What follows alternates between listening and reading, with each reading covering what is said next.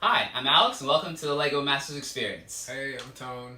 I'm Jamie. And I'm Maia. And welcome to our fun little video. We're here to talk about how we all got on this strange show completely out of nowhere. I mean, my goodness, what a weird experience, right? Yeah, whirlwind. For real. And we're actually from Toronto. And we're from Hamilton, which Yeah. is really close for all you people that aren't from Canada. We're only an hour away from these guys, which is just absolutely wonderful. So we can hang out after the show is done and just have a good time. Yeah, how did y'all hear about the show? So of course we're fans of Lego. No way. Goodness. I gave it away. I've done quite a few builds over the years, and I was approached through Facebook from posting my stuff online, actually. Of course, I had been a fan of the show already, watched it before. Season 5, I was like, let's do it, because it's going to be bigger and better than ever. That's And then I cool. brought this guy along with me, so Yes. thanks for that. That's it. I heard about the LEGO Master Show was that I got recruited on Instagram. I saw this message commented on one of my posts because recently I've been posting some of my Bionicle characters. And this guy had reached out to me, hey, like DM'd you about a show I'm casting, just wanted to know if you're interested. I'm like, oh, okay, cool. Didn't really think it was legit at first. Once I did a little background check, I realized, oh, we're actually good. We had a good Zoom call. He told me about the whole thing, pitched it to me. And I was like, sounds really good, but you need a partner. So I was like, oh, okay, my wife. My wife, unfortunately, doesn't have her citizenship, but my brother does. So I was like, you know what, bro? You want to come on the show?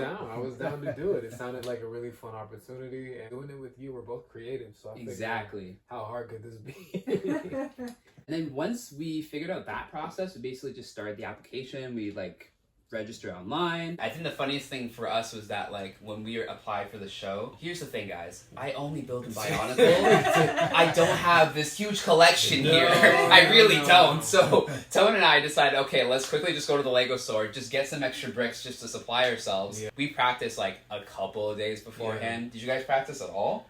A little bit. Yeah. Of course, I've built a lot of things, but I've never built characters or did any sort of sculpting. So I was trying to practice that a little bit.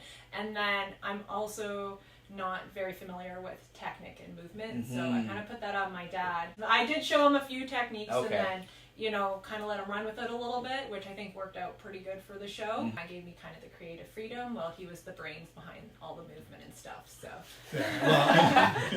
As much as I went.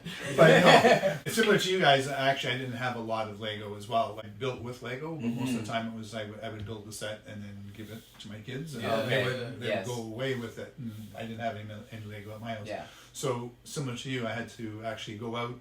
So I went out and got ones with motors in them and that kind of stuff, because if I'm going to do the technical stuff, I have to kind of get an idea of what this is all about. And then realize when we got to the show, the system was completely different. Yeah. Completely different. Oh my gosh. I literally went from, I guess realistically, because I've had Bionicles my whole childhood. Yeah. But I guess 10 years of literally building just Bionicle and to just switch over to completely Lego.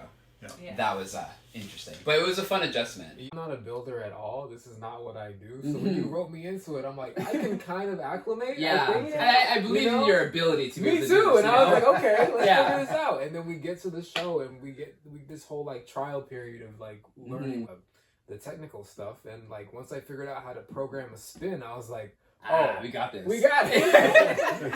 Once I figured that out, I was like, okay, we can do it. For two guys that don't build with the system bricks, before you went on the show, you guys did some really awesome you so stuff. much.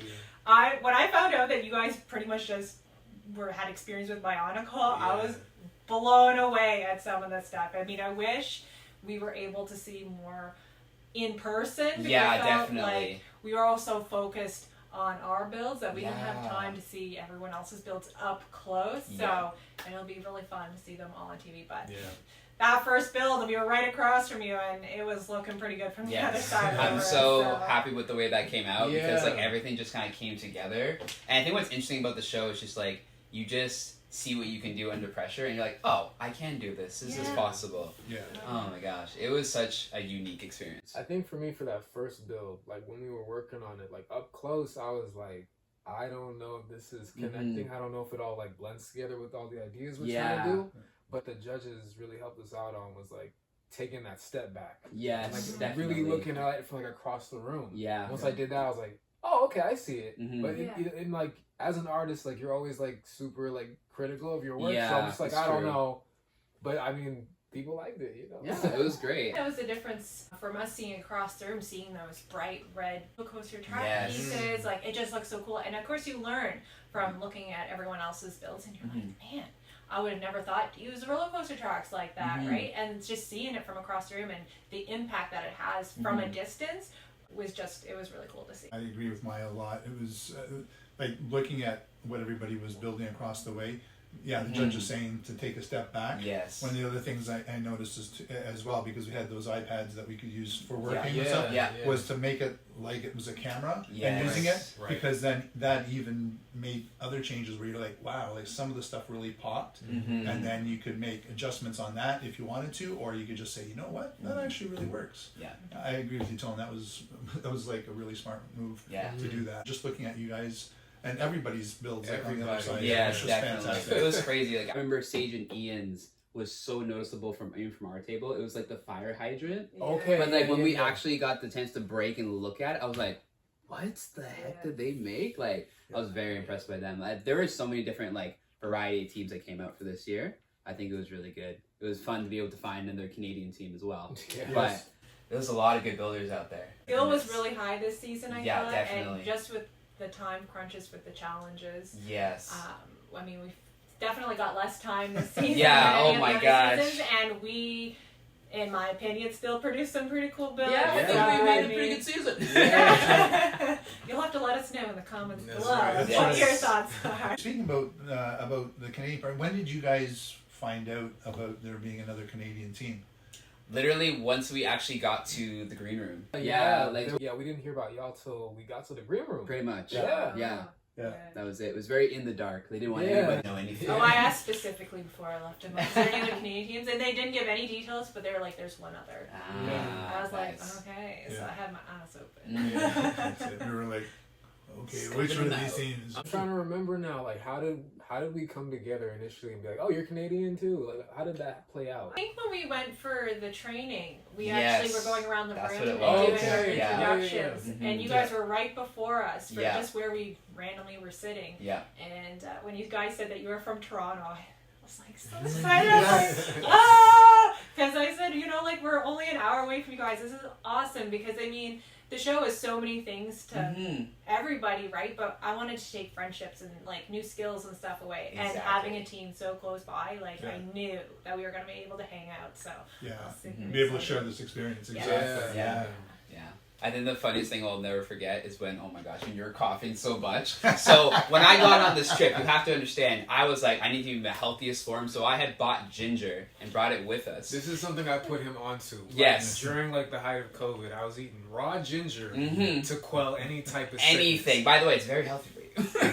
I've been COVID free this whole entire time. So you were saying. So I bought a bunch of ginger and I was like, I need to be at my healthiest because I did feel a little tickle in my throat. And I'm like, I need to be on this show. Yeah. So I brought ginger with me, and this poor man had a cough, and I was like, no, he needs the healing of ginger. So I found some ginger.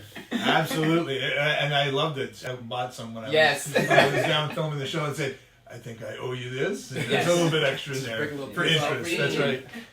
Oh, man. And then I think someone else asked about it, too. It was like, is this a Jamaican thing? Yeah, they're like, is this a Jamaican thing? I'm like, no, this is a me thing. This is a bro thing. But it was funny because I think they saw both you separately gnawing on ginger and they go, oh, it's a Canadian. Yeah. Okay. So you all do this. Yes. All right. Timbits and ginger. Okay, all right. That's right. Just FYI, Timbits are donut holes, guys, because I know you don't know.